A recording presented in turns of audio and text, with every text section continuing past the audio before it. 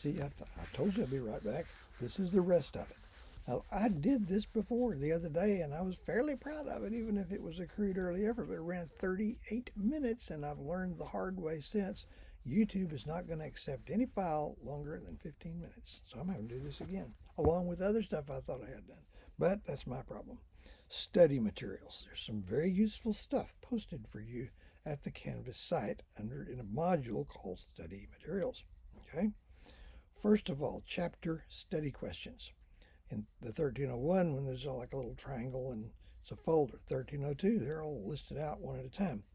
So there's a set of study questions for each chapter that you'll have a quiz over. Take them one at a time. You click on it, you open it up, and it looks like a chapter outline in question form. It's got the same major headings and everything. It is customized to this chapter. And the worst way to use it is not to use it. Just walk in blind. There we play a little game I call Bug and Windshield, where you are the bug, the quiz is the windshield, and the result is well known to us all. These are not easy questions. They're not something you could just polish off with general knowledge. Next up from the bottom, let's say you're real gung-ho and you read the chapter. Not reading it at all, by the way. That could get you a grade in the 20 or 30 range. That's law of averages. You could get that many even to understand the language the questions were in. If you just read the textbook and you're clever and quick, that might get you up in the 60 to 70 range. But if you're really preparing and you need to do well on this because the chapter quiz average counts the same as a final exam, my recommendation is to take it a section at a time and not do. By the way, there's a way you can expend an enormous amount of time and energy and accomplish nothing. I call it digging nuggets from the mine. You're all set up here. You got a comfortable chair, a desk, clean paper, study lamp. You got your textbook. You got your study questions. You got paper to write on. You got background music of your choice. And you look up the first answer and write it down. Do that for the second and the third and on. And 3.5 hours later, your brain's fried and you've assembled a collection of meaningless factoids that you will forget instantly. Our brains are not wired to retain disconnected stuff. It has to be connected to something. That's why I strongly recommend you not only read through the chapter, you do that ahead of time. Let's say you take it a section at a time. So first thing you would do, look over the questions for part 1. That's going to include the chapter intro.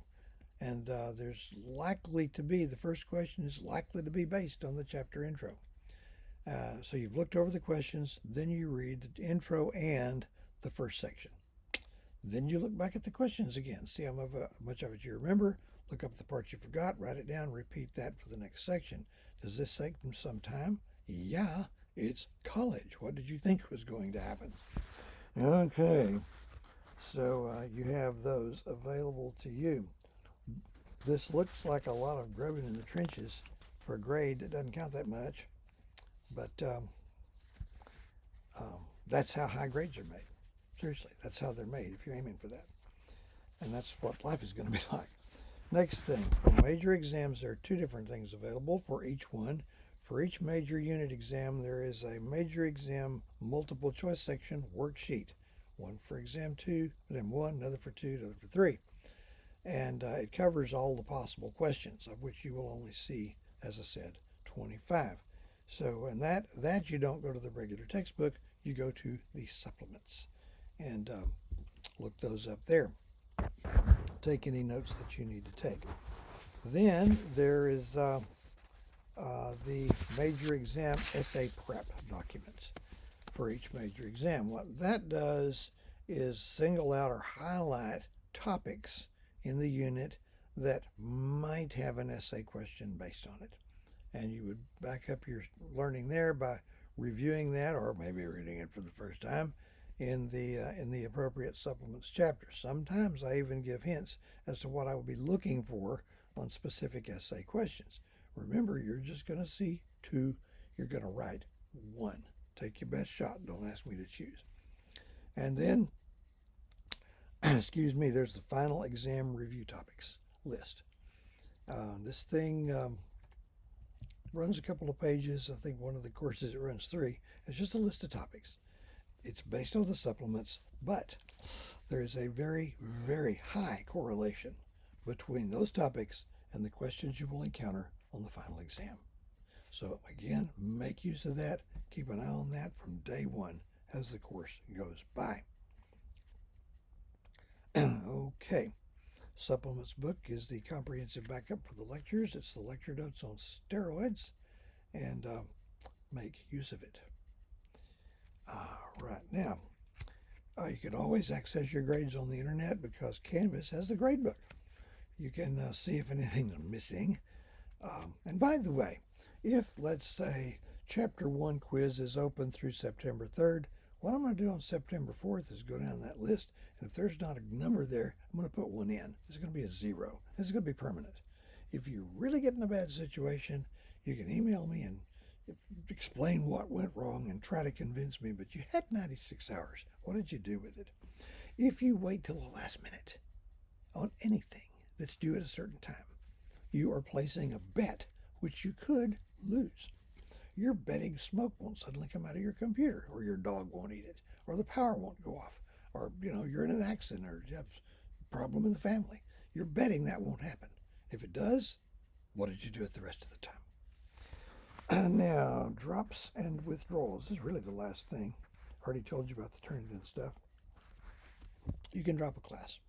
Now, at the very beginning of the semester, the first 2 weeks really, it's transparent, i.e. any change you make in your schedule will not be part of your permanent record because the enrollment is not yet final and official. That doesn't happen until, in this case, let me see, Wednesday, September 9th. That's the 3rd full week. And at that point, the rosters are locked down. They're final and official. So there's a snapshot of who's in each class at that time. If you dropped before then it's as if you weren't there. But you do have to formally do that. You have to contact Student Services, name, ID number, which courses section. They'll take care of it for you. But there you have it. Now, you can still withdraw from a class. That's a formula. What you'll see in the general course information is based on everybody being at school and all of that. But you have to have permission to withdraw, and that's going to pass by me, and I'm supposed to report back your last date of participation in the class. It's not just logged on, but did something meaningful like take a quiz.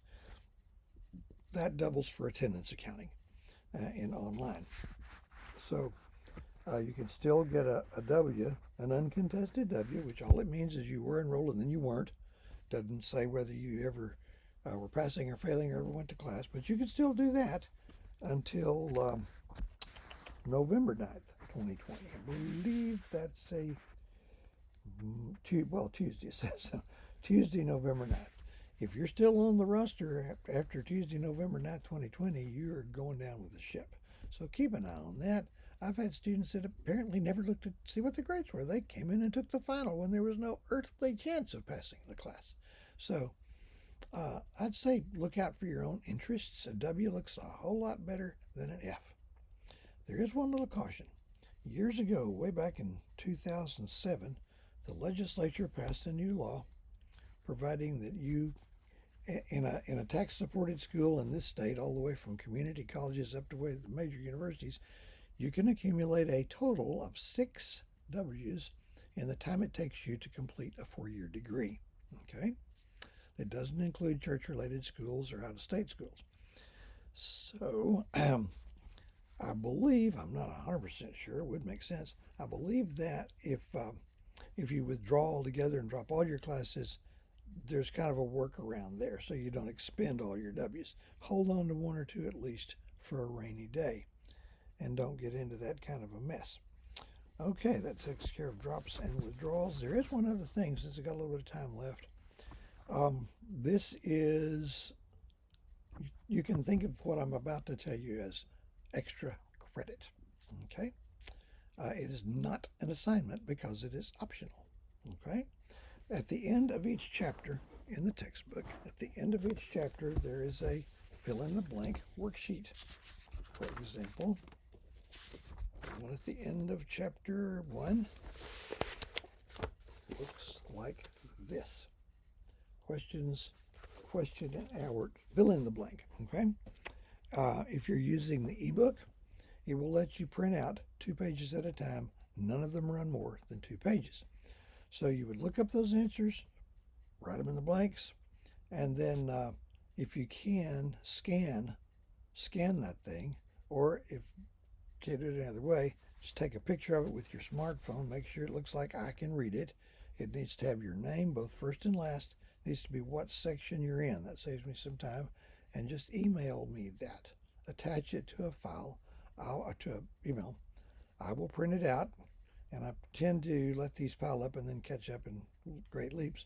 But however many correct answers you get on a worksheet counts 1 point. The total of that, say for that one I just showed you, the Pre-Columbian America worksheet, however many points you earned on that would be added as bonus points on top of your Chapter 1 quiz grade. Now, there's not many on that one. Before it's over, there are worksheets where you could pick up like 27 or 28 points. And you do those and get them right. Not only does that greatly strengthen your ability to do well on a major exam, but that can pull things out of the fire, because the chapter quizzes are not easy. Because too often I see people who need that and they don't bother with it, and it might have helped them pass if they did. And then other highly motivated students are, they're making A's anyway. If you add that many points to a grade that's already good, I've recorded grades in 120s, 130s. I don't mind doing that. So that's an extra credit option. Okay, that's how that's going to work.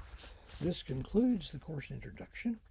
The first line of defense, if you have any questions, is to check the general course information. I keep trying to say handout document. Just open it, if possible, print it out, and keep it by.